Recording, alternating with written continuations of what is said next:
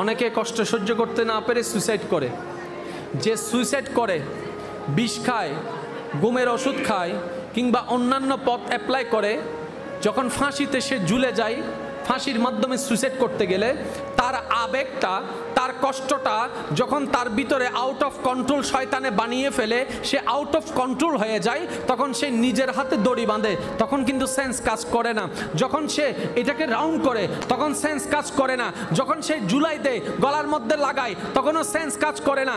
যখন সে ঝুলে যায়, পা থেকে চেয়ারটা সরাই ফেলে, যখন আর কোনো উপায় থাকে না, তখন শয়তান ওইখান থেকে সরে যায়। সরে যাওয়ার পরে তার বিবেক তখন কাজ করা শুরু করে, তখন সে নিজেই বাঁচতে চায়, নিজেই ছুটতে চায়, কিন্তু আর কোনো উপায় থাকে না। তখন সে ভাবতে থাকে, আমি কেমনে করলাম, আমি কেমনে করলাম, কষ্ট তো আরো অনেকের জীবনে আছে, ওরা তো ঝুলে নাই, আমি কেন ঝুলে গেলাম।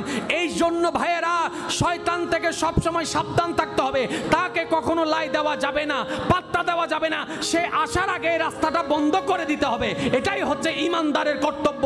ইমানদার শুধু বলবে, কষ্ট দিলেও আমি আল্লাহর, কষ্ট না দিলেও আমি আল্লাহর। সুবহানাল্লাহ।